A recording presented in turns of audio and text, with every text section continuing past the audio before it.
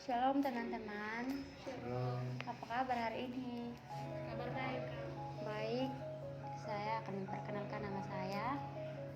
Nama lengkap saya Christine Guru. Saya mahasiswa dari kampus 3 Maranatha Kupang, prodi S1 Keperawatan semester 3. Baik, di sini saya akan meminta waktunya teman-teman kurang lebih 6 menit begitu untuk saya menjelaskan tentang komunikasi terapeutik remaja.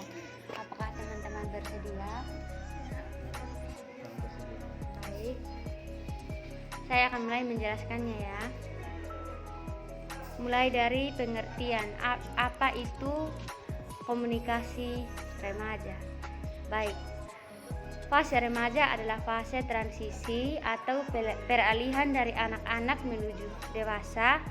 Dengan demikian, pola pikir dan tingkah lakunya merupakan peralihan dari anak-anak menjadi orang dewasa. Dan selanjutnya, tujuan komunikasi dalam remaja. Tujuan komunikasi terapeutik pada klien remaja adalah membangun hubungan yang harmonis dengan remaja, membentuk susunan keterbukaan dan mendengar, membuat remaja mau berbicara ketika mempunyai masalah, membuat remaja mau mendengar dan menghargai saat mereka berbicara, dan yang terakhir membantu remaja menyelesaikan masalah. Baik, yang berikut adalah faktor yang mempengaruhi komunikasi remaja. Ada 5 bagian. Yang pertama, pendidikan. Yang kedua, pengetahuan. Yang ketiga, sikap. Yang keempat, usia tumbang dan status kesehatan remaja. Dan yang kelima, saluran. Yang berikut adalah faktor yang mempengaruhi komunikasi remaja.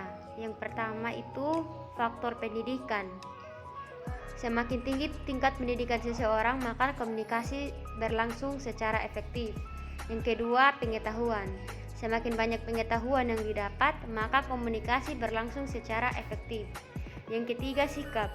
Bila komunikan bersifat pasif atau tertutup, maka komunikasi tidak berlangsung efektif. Yang kelima, usia tumbuh kembang dan status kesehatan remaja.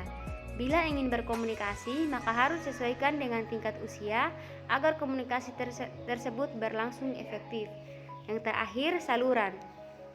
Saluran sangat penting dalam berkomunikasi agar pesan dapat tersampaikan ke komunikan dengan baik. Baik, yang berikut, teknik komunikasi pada remaja.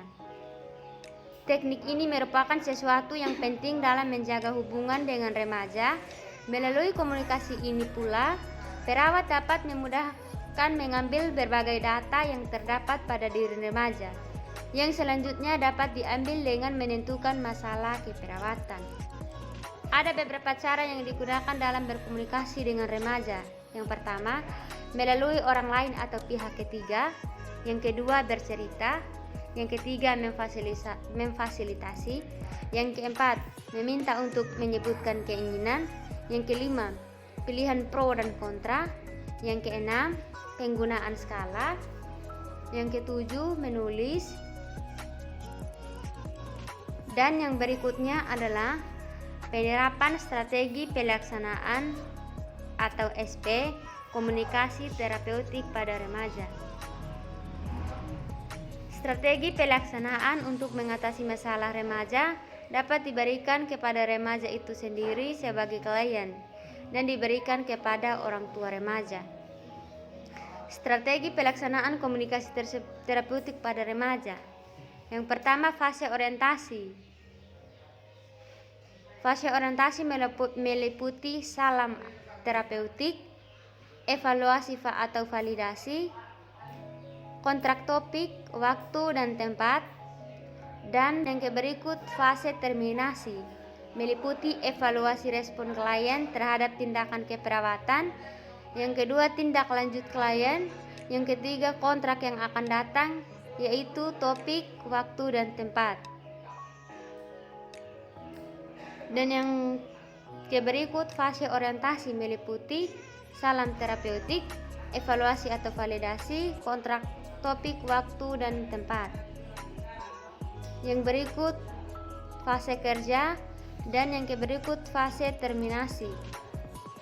meliputi tindak lanjut klien kontrak yang akan datang, yaitu topik, tempat, dan waktu.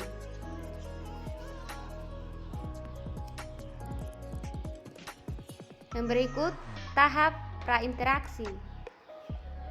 Tahap prainteraksi, tahap orientasi, tahap kerja, dan yang terakhir tahap terminasi.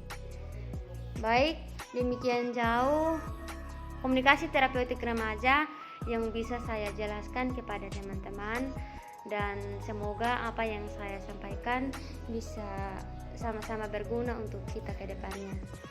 Baik, dan terima kasih untuk waktunya, dan jika ada kata yang salah saya mohon maaf.